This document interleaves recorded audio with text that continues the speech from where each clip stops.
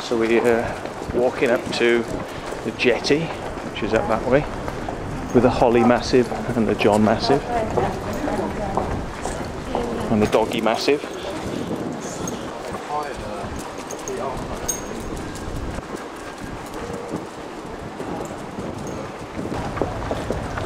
So here we are, Tower Bridge, just about to see the Steve Irwin, loaded with explosives, ready for a quick mission later on tonight, where they'll make history. And there we go, HMS Belfast.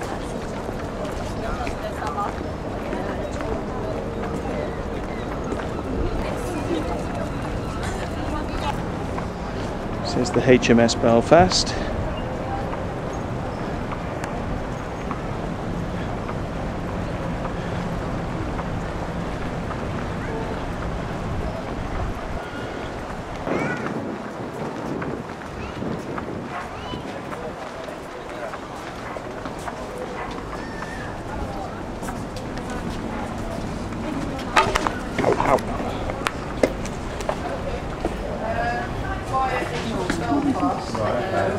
You go along the walkway onto the ship, they'll show you what's there. As far as HMS Belfast is concerned, you're allowed to take dogs.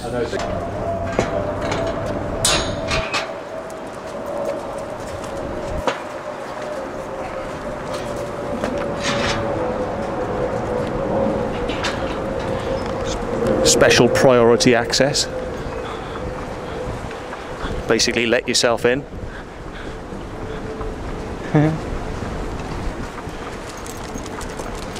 That's the security consistent.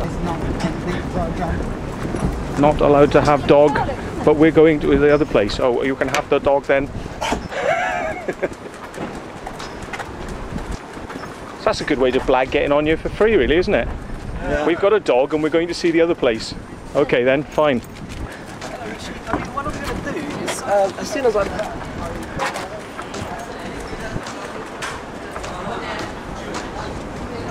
Hello. Oops. Just get on Steve Irwin. Okay. There's a train. You see the sign? Hey. And here it is, the sea. Hello, Dwayne. Excellente. It's really here. In London. Tower Bridge in the background. Why not? Okay, they're up here. Oops, hang on. Sorry. Oh, you can take that chain off, look. Cheers. Thanks.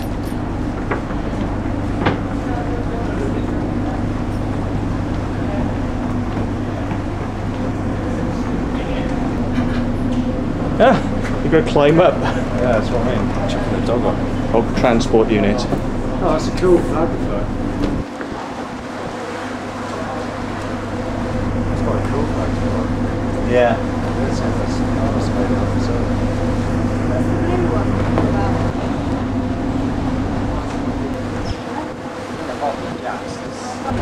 There!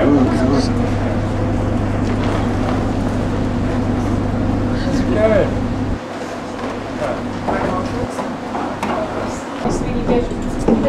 Nice, you good though? Yeah, come. Right. Sorry, mate, just one at a time.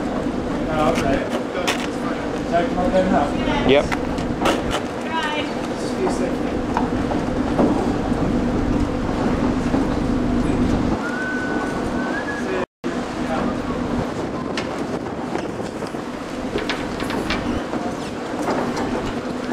Dog transport.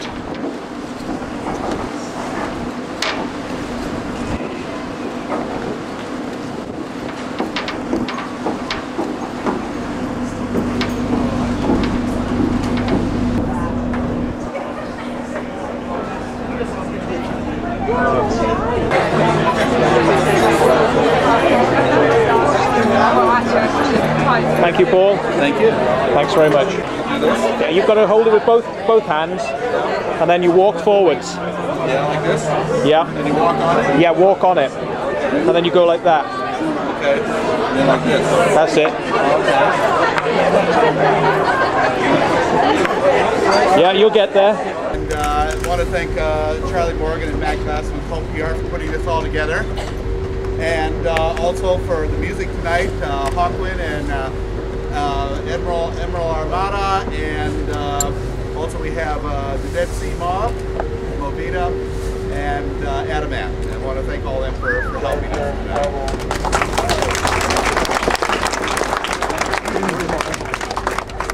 This is the first time that Sea Shepherd has brought a ship up here to London, and this is the city that we're going to launch our campaign down to the Southern Ocean, to Antarctica. Now, exactly 100 years ago, Captain Robert Scott left here to discover Antarctica, or not to discover it, but to explore it. And now 100 years later, we're going down there to save it. Save it from people who wish to exploit it for personal gain. The Antarctic Ocean is actually protected under the Antarctic Treaty, and the area that we're going in is called the Southern Ocean Whale Sanctuary. Now the problem is that a lot of people, especially the Japanese whaling fleet, don't seem to understand what the word sanctuary means. It means you don't kill whales in it. And so this will be our 8th year of going down here, and I think it'll be our final year.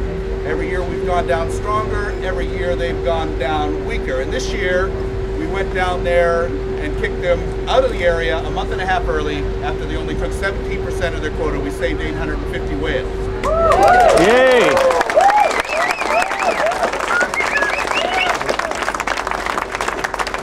Last year we saved 528, the year before that 480.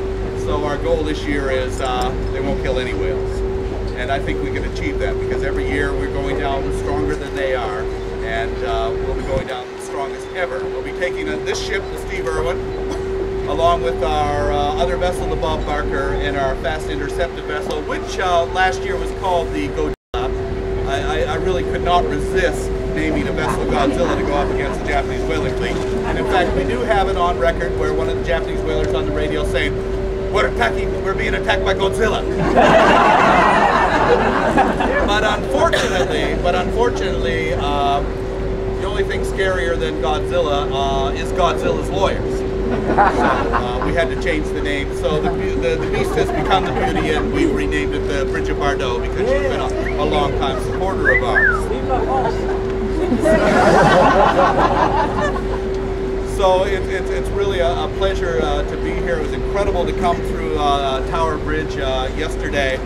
And from here we'll be going down to Southampton in order to get our engines rebuilt. And from there we head over to New Jersey in order to pick up a helicopter to carry to our operation in the Galapagos Islands, where we've been working for 11 years with the park rangers and the Ecuadorian Federal Police to stop the poaching of sharks. And we'll drop the helicopter off, and then we'll head on to Australia. The Bridget Bardot will be going by way of the Suez Canal. This ship, the Steve Irwin, will be going by way of the Panama Canal, meeting up with the Bob Barker, which is in Australia. We'll send all 3 ships against the Japanese whaling fleet in December. So it's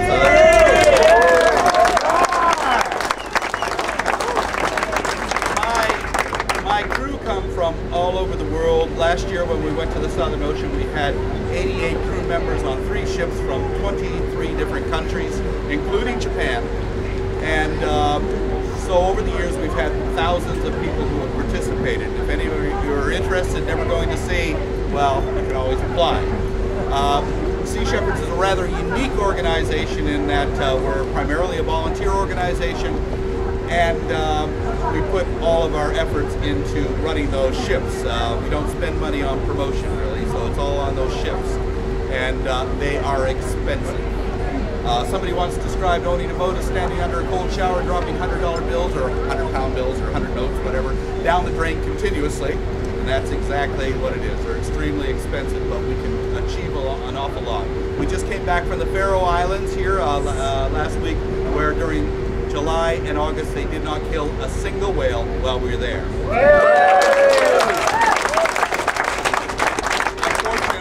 Unfortunately, 3 days after that they killed 100. So we did prevent them from killing them while we were there. Next year we'll have to just try and get the resources to stay longer.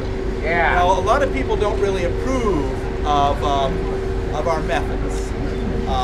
We get accused of a lot of things. One of the things people called us were pirates. So in response to that, I simply adopted our own pirate flag. If they want us to be pirates, we will be pirates. Because the one thing I've found about pirates is that they don't get encumbered by bureaucracy. Pirates get things done. Back in the 17th century, when piracy was out of control in the Caribbean, it wasn't the British Navy that shut them down. The reason being is there's too much bribery and corruption going on. Not much different than the way things are today. And so piracy flourished because of that. And piracy was finally shut down in the Caribbean because of one man, Henry Morgan, a pirate. So if you want to stop pirates, you need pirates to do it. And so we're pirates of compassion in pursuit of pirates of greed. And I think we've been able to demonstrate. But I call what we do aggressive non-violence. And in the 35 years that we've been operating, we have not injured a single person in all of our campaigns.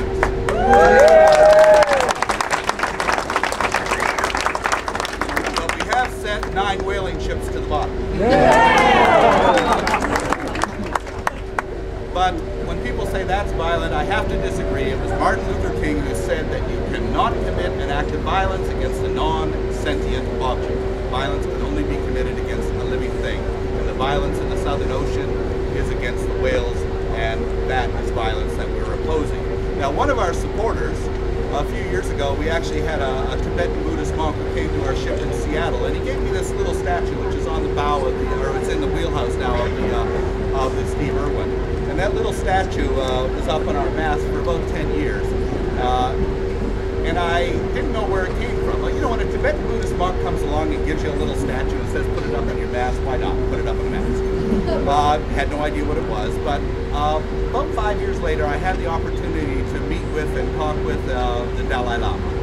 And I found out he sent it to us. And I said, well, what does it mean? And he said, it's a symbol for Hayagriva. I said, well, what does that mean? He says, well, it means the compassionate aspect of Buddha's wrath. So I looked at him and I said, well, what does that mean? And he looked at me and he says, oh, you never want to hurt anybody, but sometimes when they cannot see enlightenment, scare the hell out of them until they So we understood that that was our approach. We tend to be very intimidating, we tend to be aggressive, but we go to extreme methods to make sure that we do not injure anybody. So, for instance, our way of fighting off the whalers is with when we have bottles on there. You can sometimes smell it when you walk by, rock butter acid. One bottle of that on the deck will clear a ship quite easily. It's one of the most repulsive smells you can find, but it doesn't hurt anybody. And over the years, we've had cannons of fired pie filling, and we have our water cannons and water balloons and things like this. And what we do is we come up with ways of of defending ourselves and also being assaulting their operations, but using methods that will not injure them. And so far, it has been proven to be very, very effective. And it really drives the authorities well, because we haven't committed a crime, and we have no criminal record. And 2 years ago, I was giving a lecture. I was invited to give a lecture to the FBI Academy at Quantico, Virginia. And at the at the lecture, one of the FBI agents said, Sea Shepherds walk in a pretty damn fine line when it comes to the law. And I said, well, who cares how fine it is as long as you don't cross the line. They had to agree with that logic. But one of them said, well, you know, some Sea Shepherd people have gone on to do sort of eco-terrorism. I don't really know what he was talking about, but he said, and I said, well, you know, I really can't be responsible for what some of the crew members do after they leave the ship. And he said, you trained them, you're responsible. And I really couldn't resist it. I said, oh, really? I got 3 names for you. Lee Harvey Oswald, Timothy McVeigh, and Osama bin Laden. You trained them, you're responsible.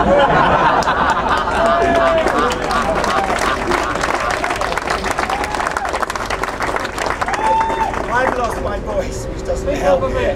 But we're getting a megaphone off the Steve Irwin so that you guys can hear the rest of the calls.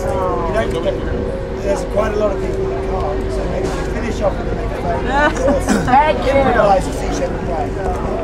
So somebody will be coming through. Can you hear me now? Yeah. Okay, now I feel like I'm leading a student rally. Anyway, thank you.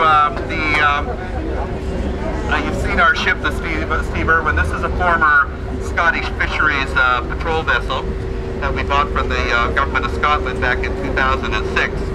And one of the flags that you see up there on the foremast is a purple flag with 4 white rectangles and a tree in the middle.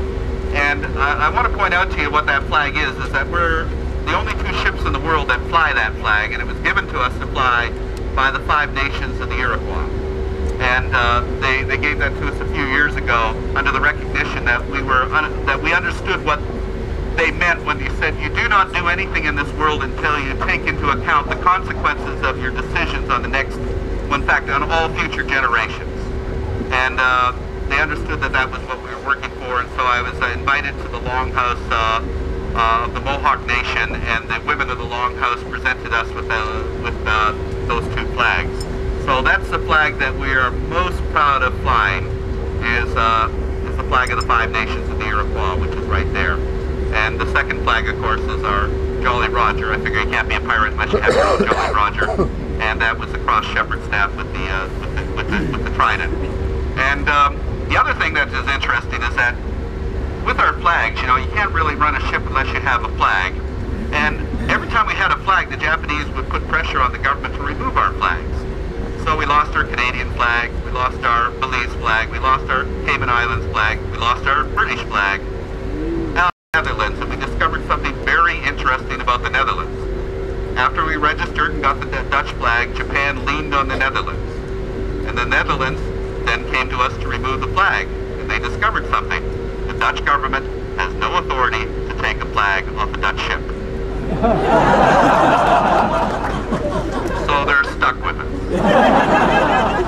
They said they were going to pass a special law just for us, but it would take a number of years, and that government actually fell, and the new government hasn't bothered to pick it up. So I think we're secure with the Dutch flag, but Prince Albert has told me that if we lose that flag, we can have his. So I think we're secure on the flags.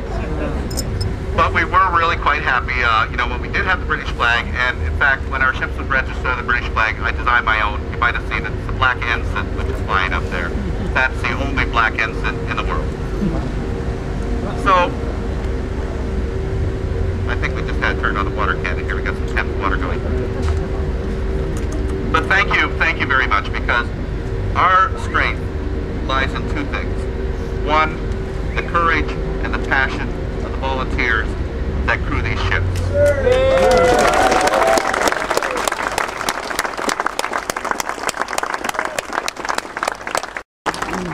And the second is the support that we get from people all over the world, such as yourselves. We're a Navy. We're a Navy that's protecting our oceans. And I like to describe it this way. Look at where you're at. Right now, you're on a spaceship. And this spaceship is traveling through the universe, actually at 500 kilometers an hour. And like any spaceship Earth has a life support system. And that life support system is our biosphere. And that biosphere is run by a crew that maintains it. We're not that crew. We're passengers. We're all on this spaceship and ourselves. The crew are the bacteria, the insects, the fish, and the worms, those creatures that run everything for us, provide us with the air we breathe, provide us with the food we eat, that run and regulate our climate. Everything is run by these creatures. And yet we don't respect them. In fact, we're destroying them.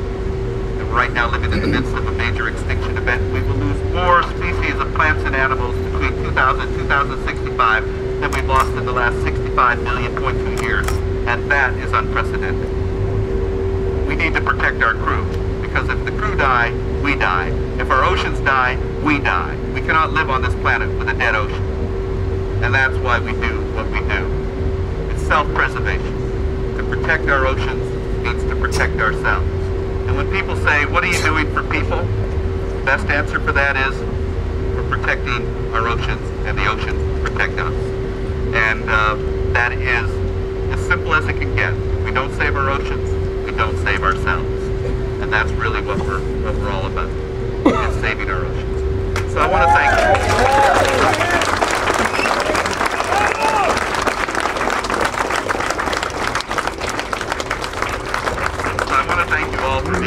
For being a part of that, and it's really such a pleasure here to be in London, and also to acknowledge that we now have Sea Shepherd groups all over the world: Brazil, Ecuador, Australia, New Zealand, Canada, Singapore, Hong Kong, and what these groups are composed of are passionate individuals. For instance, just 2 weeks ago, one of our representatives, the Sea Shepherd Hong Kong, went in and shut down a bluefin tuna presentation at one of the fish fairs. That's just one person. Because what we're trying to say is that one person has the ability to make a difference, to change the world. Back in the 80s, I got a call from a man in Glasgow. And he said to me, "What are you going to do about the fact that they're killing gray seals up here in the Orkney Islands?" I said, "I don't know, I'm on the other side of the planet. What are you going to do about it?" And he said, "Well, what can I do?" So we talked to him. He set up his own little Sea Shepherd group. They went up onto the Orkneys, very enthusiastic. They walked up to the sealers, pulled the rifles right out of their hands and threw them in the ocean. Created a lot of controversy, got a lot of publicity. So much so that we raised the money to buy that island. And it's now a Sea Shepherd seal sanctuary.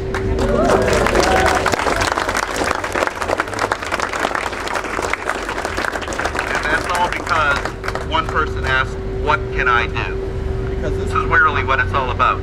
You, as individuals, have the power to change the world. You, as individuals, can make a difference. Because of Diane Fossey, we have mountain gorillas in Rwanda still. Because of Jane Goodall and Baruti Galdikas, chimps and orangutans have been protected.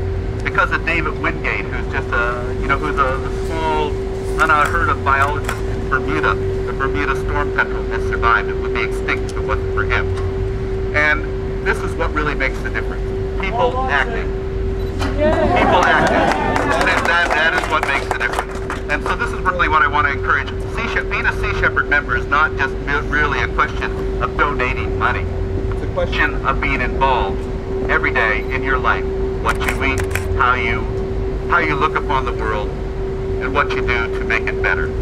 Because each and every one of us can contribute to that. We don't have to get everybody on side. Every single social revolution in history has been carried out with only 7% of the support of the population. All we have to do is get that 7%. That still is a difficult thing, but that's all we really have to do. Anyway, thank you very much. And you're all invited to follow our campaigns over the next year, and I'm sure it will be quite exciting. I don't know if anybody has seen Whale Wars here in yeah. Just want to give you a brief idea how that television show came about. I went to all the different networks and I said to them, the biggest show on Discovery right now is about a bunch of guys who go out into some very cold and remote waters to catch crabs. Call it the deadliest catch there, and I said, look, I will give you men and women from around the world who will go out into even more remote waters, colder waters, to save whales. We'll throw in penguins and icebergs and make it a lot more interesting. It's got to be more compelling than catching crabs. So Animal Planet went with it, and it's now their #1 show on their network. Yeah. And for those of you who watch it and get very, very frustrated, as my daughter was telling me today, about all of the things that go wrong, if we didn't let things go wrong, we wouldn't have a television show. But again, not only have we never injured anybody, we've never ever had any of our crew members injured either. And when you consider it, 7 expeditions to the Southern Ocean, 275 voyages without a single injury, I think we certainly have the God of the sea on our side.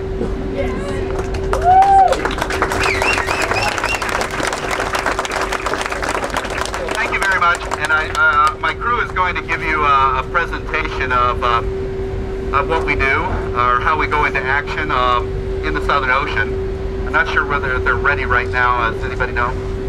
So if you want to watch, we'll show a presentation of going into action in the Southern Ocean. Thank you very much.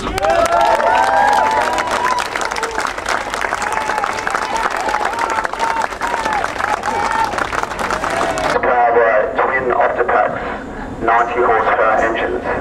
This boat was patrolling in the fjords and also operating dive operations. We found whale graveyards at the base of cliffs where the islanders had dumped the dead pilot whales after slaughtering them. And on our dive operations we managed to recover some of the skulls you can see in the barge between the two vessels right now. The crane operator is lowering the high-up crane now, and the bosun unhooks the crane. At sea we use the small boats also as a rescue craft. Every time a helicopter is launched, the delta is prepared in exactly the way that you see it being prepared now.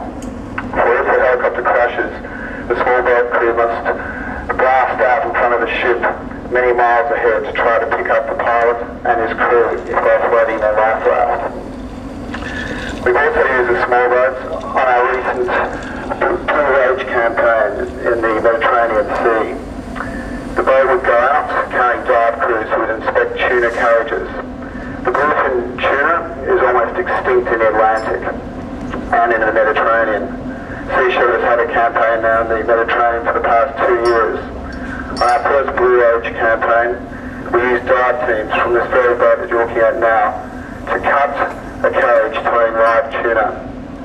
More than 800 tuna were freed and had the chance to reproduce just one more time.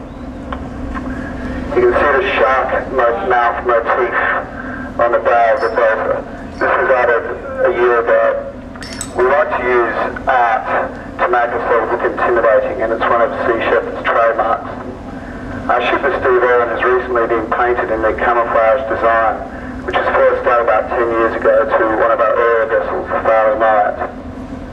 Since we are now operating all over the world year-round, we've decided to use a lighter colour scheme because the ship gets very hot in the Mediterranean and the hotter climates.